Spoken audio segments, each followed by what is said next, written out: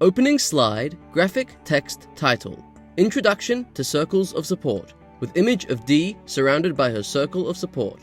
Logos, Belonging Matters, and talksthatmatter.net. So now we're talking about what a circle of support is. And look, circles, this is Judith Snow. She is probably someone we would attribute to highlighting circles of support for people with disabilities. There's a beautiful quote here from Judith. Most significantly, circles are powerful because they exist to honour, support, and make available a person's capacities and interests, not his or her deficits. Support circles are formed to be vehicles for people to discover and to talk about ways in which a person could be contributing to the wider community through often overlooked interests and talents. Now, Judith's story is powerful because she, as you can see, is a woman who has complex or physical needs, disabilities, but was attending a university. And through her peer group, through getting to talk with other students, they discovered her living circumstances. And she was living in a nursing home in order to get the care that she required, the physical support need, the care that she required to live. And appalled by this, they gathered around her as friends, as students, colleagues, and began trying to figure out what to do. And as a result of that, helped her to move out into her own home with the support that she required. So it's a pivotal example, a pivotal story of how incredibly powerful and potent a gathering of unpaid people coming around someone because they care, there's a need, they're challenged, they come together and create change. So fundamentally, an important story to share about circles. And that was over 25 years ago that Judith's circle was developed. So as I say, they're not new. They've been around, and we gather, as humanity, we gather around tables, campfires, lounge rooms. We do that naturally and instinctively. We're very social creatures. So, this is not a new concept that we would come together. So we often use the idea of circles to solve problems, to celebrate one another, to pass on culture, to pass on tradition, to share ideas. This is common for us in our civilization. As I mentioned, they originated in Canada with Judith's story over 25 years ago now. It's probably 30 years now, but they're now more widely used in many other countries, and they're common in Australia as well. We have many circles of support stories to share. They're a practice to intentionally invite people together who come together in friendship and support of a person with a disability. And as Deb said, they are generally not paid. They're not in a paid capacity. They're a natural support. They're someone who naturally arises in someone's life or has been invited to become a part of somebody's life.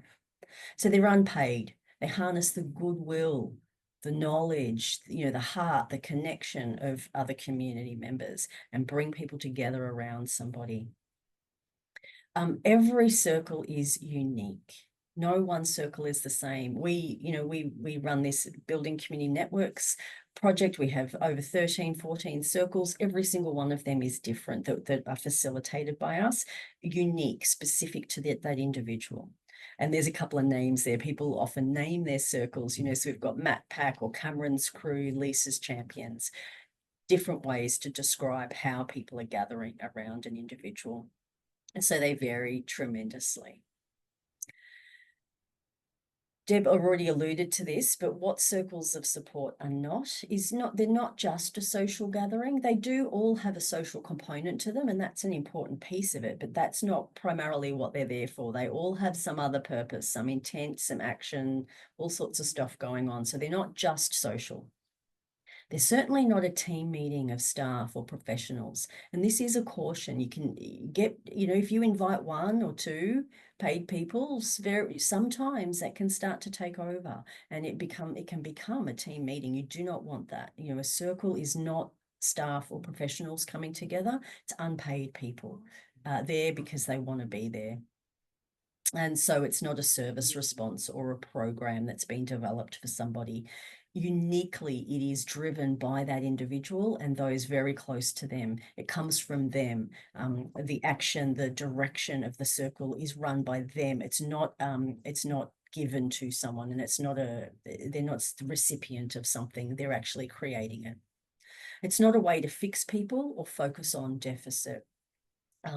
We're really in the circles that I know, we're focused on harnessing people's strengths and passions and interests, getting to know people very intimately so that whatever comes from that, births from that, comes from them.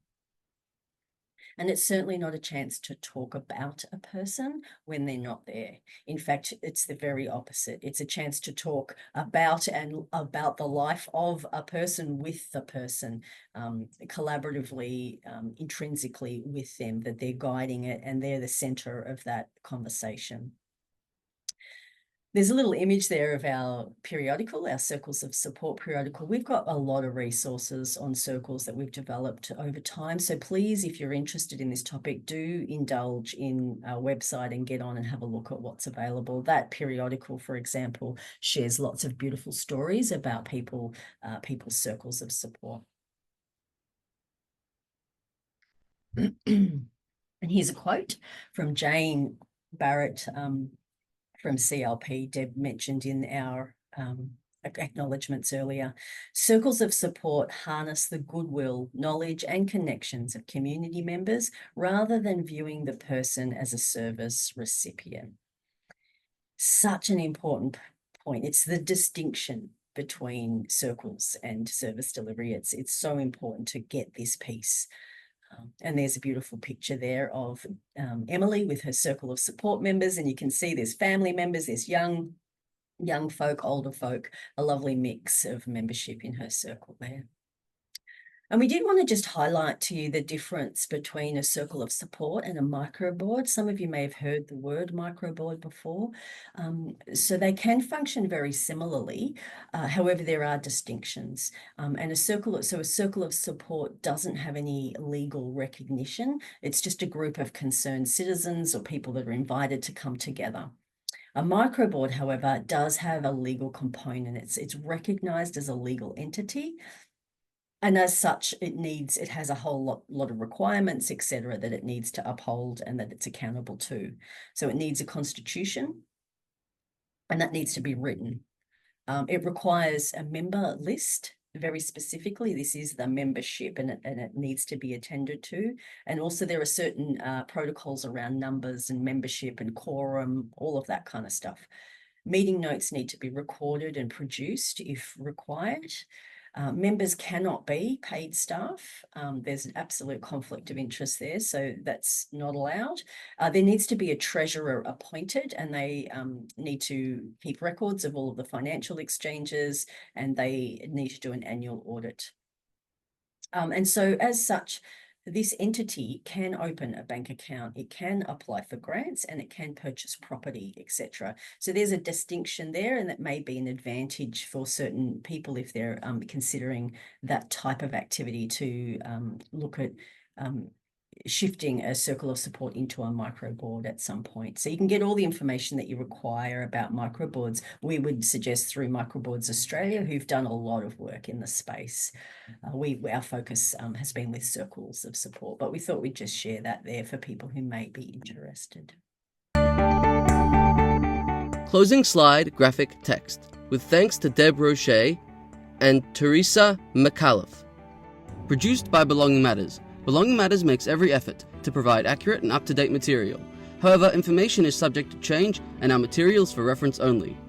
This video was made possible with the support of an information and capacity building grant through the Department of Social Services. This video was produced on the land of the Wurundjeri people of the Kulin Nation. Logos, Belonging Matters and TalksThatMatter.net.